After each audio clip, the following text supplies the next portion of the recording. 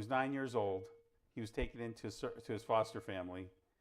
In the fall of 1844, his foster family arranged for him to stay behind at the farm, tending the animals in the barn, while his foster family joined other relatives in a nearby town on Tuesday, October 22, to wait for Jesus' return to come.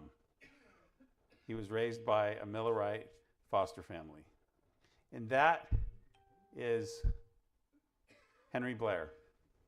A.T. Jones, I've already mentioned a few things about him, and so I won't go into more detail on that. I just want to add one more little context before we go into this. I think sometimes it depends on what state you're from. I think maybe here you guys may recognize this more, but some states really don't have Sunday laws. In 1888, most states did have some kind of a Sunday law. And even today, a lot of the states still do. My understanding is that most of the Sunday laws that exist are here in the South, but you guys can inform me of that. They usually involve whether you can buy or sell an automobile on Sunday or buy alcohol. So when you hear this debate, you're going to hear them talking about other Sunday laws. But this debate is about the National Sunday Law. And so with that in mind, I invite you to use your imagination, pretend we don't have computers or telephones in front of us for our reading our text, and imagine that you are in Congress and I am A.T. Jones and Brother Elder Serrato is Senator Blair. And with that, would you like to call us to order? I would. This meeting will come to order. I want to thank our distinguished witnesses for appearing before the Senate committee today.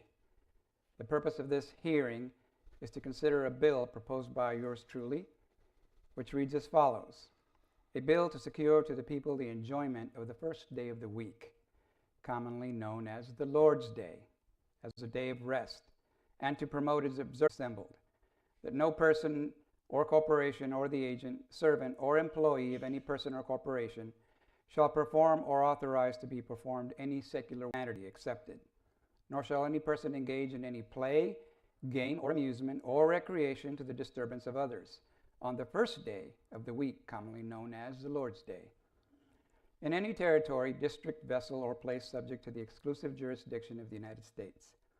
Nor shall it be lawful for any person or corporation to receive pay for labor or service performed or rendered in violation of this section. Also generally prohibits Sunday postal service, military drills, and necessary military labor.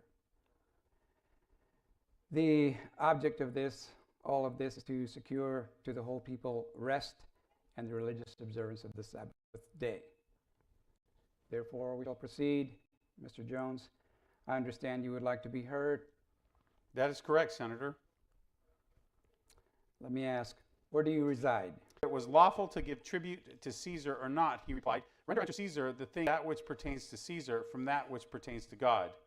We are not to render to Caesar that which pertains to God. May not the thing due to Caesar be due to God also? No, sir. Having drawn the distinction between that which belongs to Caesar and that which belongs to God, if it be true that the same things belong to both, then he did entangle himself in his talk. Is it not a requirement of God's that we render to Caesar that which is due to Caesar? Yes. If Caesar is society and the Sabbath is required for the good of society, does not God require us to establish the Sabbath for the good of society? And if society makes a law accordingly, is it not binding? It is for the good of society that men shall be Christians, but it is not the province of the state to make Christians. For the state to undertake to do so would not be for the benefit of society. It never has been, and it never can be. Do not confuse this matter. A thing may be required for the good of society, for that very reason be in accordance with the will and the command of God. God issues his commands for the good of society, does he not? God does not give us commands that have no relation to the good of society. His commands are for the good of man. Man is society. It is made up of individual men.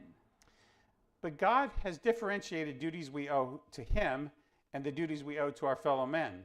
Only in those things in which our duty pertains to our fellow men should civil government be involved. Man would obey God in obeying civil society. In the things which pertain to our duty to God, society has nothing to do. The people, I care not how many there are, have no right to invade your relationship to God.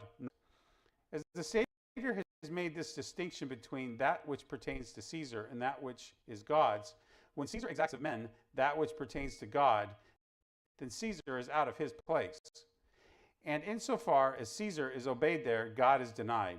Caesar is demanding what does not belong to him and usurps the place and the prerogative of God. This Sunday bill proposes to legislate in regard to the Lord's Day. If it is the Lord's Day, we are to render it to the Lord, not to Caesar. When Caesar demands it of us, he is demanding what does not belong to him, that which he should have nothing to do.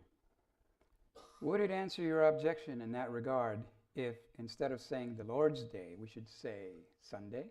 No, sir, because the underlying principle, the sole basis of Sunday, is ecclesiastical, and legislation in regard to it is ecclesiastical legislation. The reply may be in Christ's own words. Show me the Lord's Day. Whose image and superscription does it bear? The Lord's, to be sure. The very bill which is under discussion here today declares it to be the Lord's Day. So Christ's words apply to this, bearing the image and superscription of the Lord. Render therefore to the Lord the things that are the Lord's, and to Caesar things that are Caesar's. It does not bear the image and superscription of Caesar. It does not belong to him. It is not to be rendered to him. Again, take the institution of the Sabbath. Is it lawful to render Sabbath observant to Caesar or not? Show us the Sabbath. Whose image and superscription does it bear? The commandment of God says, it is the Sabbath of the Lord thy God. It bears his image and superscription, and his only. It belongs wholly to him. Caesar can have nothing to do with it. It does not belong to Caesar. Its observance cannot be rendered to Caesar, but only to God. For the commandment is, remember the Sabbath day to keep it holy. If it is not kept holy, it is not kept at all. Therefore, belonging to God, bearing his superscription, and not that of Caesar. Sabbath observance can never be rendered to Caesar, and Caesar never can demand it without demanding that which belongs to God, or without putting himself in the place of God and usurping the prerogative of God. The duty rests solely between man and God, and if any man does not render it to God, he is responsible only to God and not to any man or organization of men. Any power that undertakes to punish that man for his failure or refusal to render to God what is God puts itself in the place of God. Any government which attempts it sets itself against the word of Christ and is therefore anti-Christian. You oppose all the Sunday laws of the country, then? Yes, sir. You are against all Sunday laws? Yes, sir. We are against every Sunday law that is ever made in this world, from the first enacted by Constantine to this one now proposed. And we would be equally against the Sabbath law if it were proposed, for that would be anti-Christian too. State and national alike? State and national, sir. George Washington said, every man who conducts himself as a good citizen is accountable alone to God for his religious faith and is to be protected in worshiping God according to the dictates of his own conscience. Are you opposed to laws against blasphemy? Yes, sir. But not because blasphemy is not wrong, but because civil government cannot define blasphemy nor punish it. Blasphemy pertains to God. It is an offense against him, and it is a sin against him. Let me define blasphemy. It's willfully saying something that would lessen reverence and respect for God or the accepted religion. There are very different accepted religions in this world, depending upon where you are. Muslim countries revere Islam and persecute those who don't comply with that religion, including Christians. Under this definition, Muslims can prohibit preaching of the gospel. And Luther and the Protestant reformers were blasphemers where Catholicism was the accepted religion, and they could be put to death under the law of the state. Any man in this wide world has the right to lessen men's reverence for the accepted religion if he thinks that religion to be wrong. If blasphemy be a proper subject of legislation by civil government, if it be right for a government to make itself defender of the faith, then the Roman government did perfectly right in prohibiting under penalty of death the preaching of the gospel of Jesus Christ.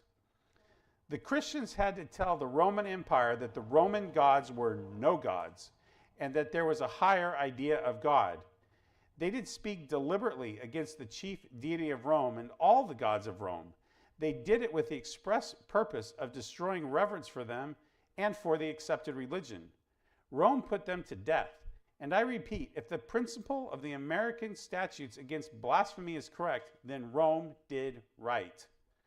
How can men be brought to respect God or Jesus Christ by civil penalties upon their bodies and goods?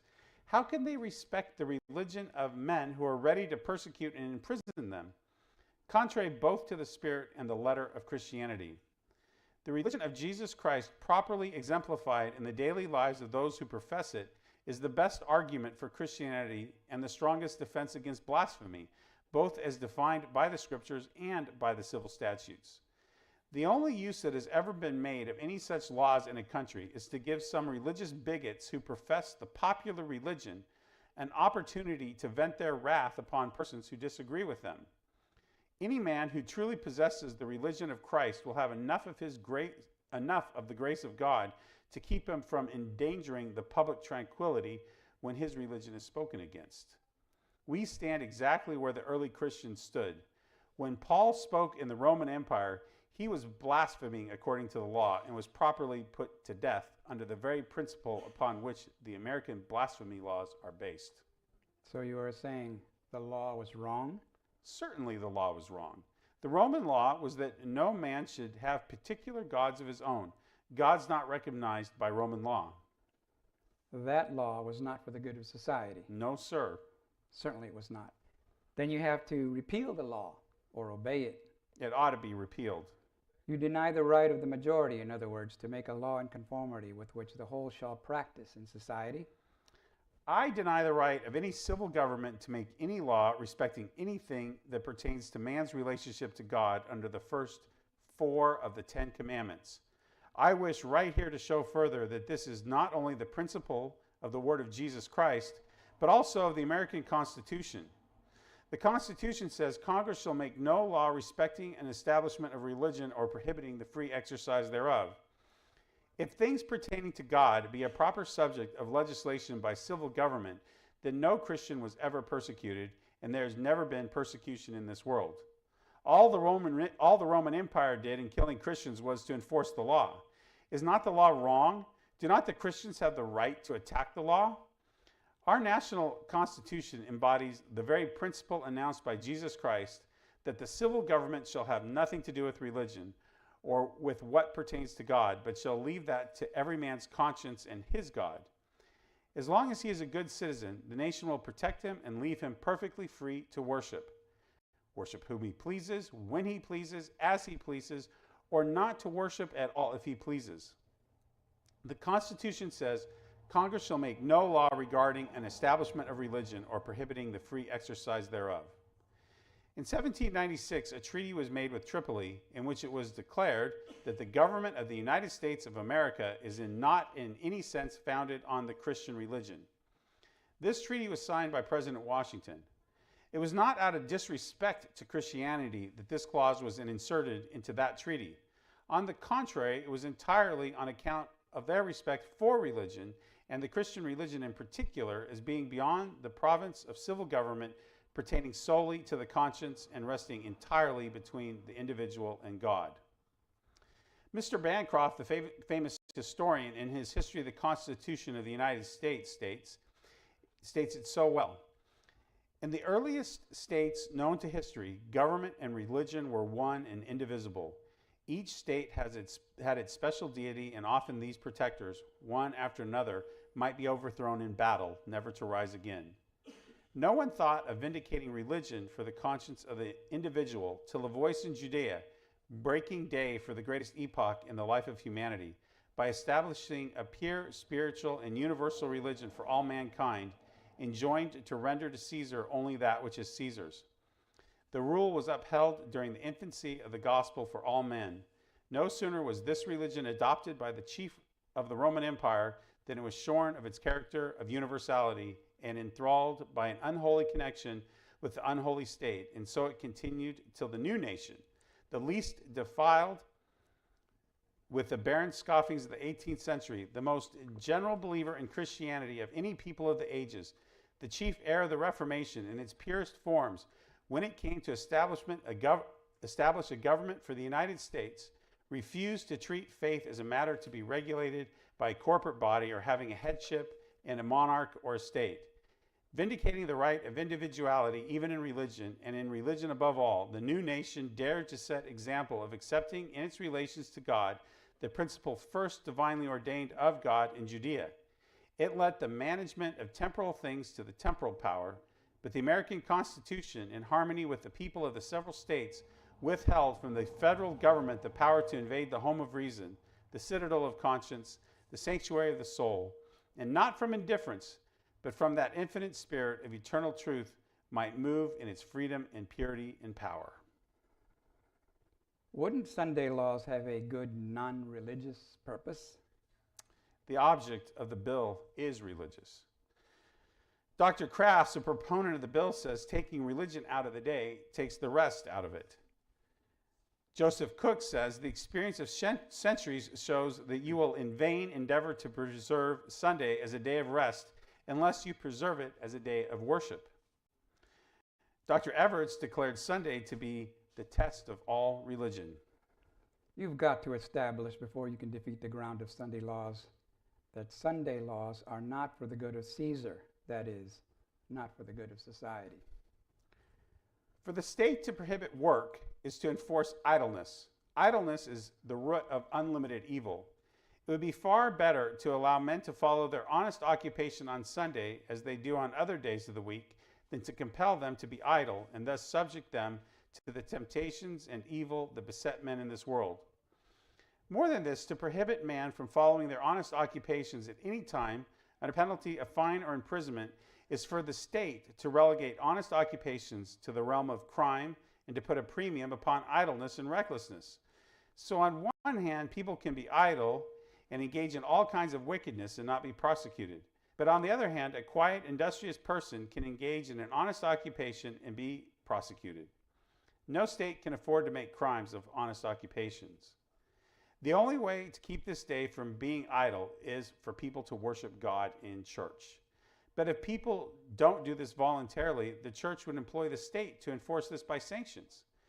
For a man to tender obedience to God when he has no love for God in his heart only dishonors God and does violence to his own nature. For the state to exert its power in compelling man to act religiously and pretend to honor God when they have in their heart no love for God is only to force them into hypocrisy and to compel them to commit sin, which, increased and multiplied by the exertion of national power, can end only in speedy ruin. In 1887, the Women's Christian Temperance Unit National Convention, the president stated in his address, "The Women's Christian Temperance Union, local, state, national, and worldwide, has one vital organic thought, one all-absorbing purpose, one undying enthusiasm, and that is that Christ shall be this world's king. Yea, verily, this world's king in its realm of cause and effect, king of its courts, its camps, its commerce, king of its colleges and cloisters, king of its customs and constitutions.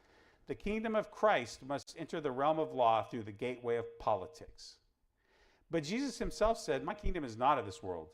Jesus Christ has his entrance through the gateway of the gospel and not through politics. Should the government legislate morality? It depends. First 4 commandments or the last 6? If God could enforce the Sabbath in a theocracy, shouldn't civil government do the same thing to control the establishment of good order in society? A theocracy is a moral government, and we are under a civil government which should not be involved in religious matters. The Lord made the Sabbath and governed the Jewish nation for nearly 3,000 years with a Sabbath. Do you think the Sabbath was for the good of the Jewish people or for their injury? It was established for the good of the human race. It was established as a part of the civil administration. Yes, but the church and state were one. Therefore, what we call the civil administration was included in that theocracy. The church and state were one. They were united, and it was a theocracy. If the administration of the Sabbath during these 3,000 years, at least, was for the good of the Jews and the human race, why will not the Sabbath be good for the Jews and the human race since the time of Christ as well as before? The civil law must administrate it. If it is done, then we will get no Sabbath now under our division of powers of government, unless we have the Sabbath recognized and enforced by the state authority. Your proposition is to strike out the Sabbath from the constitution and condition of society in these modern times? No, sir. Certainly, so far as its existence and enactment and enforcement by law are concerned. Yes, by civil law. It was enforced in what we call the civil conduct of men under that theocracy of the law. Not at all. Civil power controls the civil power and uses the civil power to further its own interests. That is where this movement will end, and that is one of the reasons why we oppose it. If in this division of the powers of government into church and state, you exclude from the powers of the church the establishment and enforcement and regulation of the Sabbath, why do you not necessarily, if the Sabbath is a good thing, pass it over to the control of the state? Because if the church will not recognize it and preserve it, the state cannot compel people to do it. The state that attempts it is bound to fail. Do you understand that it is the church or the state that is making this law? It is the state that is doing it, just as Constantine did it to satisfy the churches. It may be or may not satisfy the churches. The churches give their reasons here, which may be right or wrong for the establishment of the Sabbath. For this Sunday legislation in all the states, the state, the whole people, make the law. You say that the whole people shall not make a good law because the churches ask for it. I say the whole people should not make a bad law, even though the churches do demand it. For any civil law relating to God is a bad law. Then what did, for 3,000 years, for the good of the Jews and the human race, what was wrong? No, sir, it was right. Then why not continue it? Because he has discontinued that kind of government. Here and in the states, we are trying to run the civil parts. We have taken jurisdiction of a portion of what God has entire jurisdiction as to the church and state in the civil relations of men. The entire society does that. We put to the sovereignty into the hands of everybody except women, and some of us are trying to do that. We have the same subject matter, the good of society, under our control, which under the theocracy was united into both church and state. If you do not let the state continue to do what was essential to society then, and is now, you are undermining one of the great purposes for which government exists. Not at all, because God has discontinued that kind of government.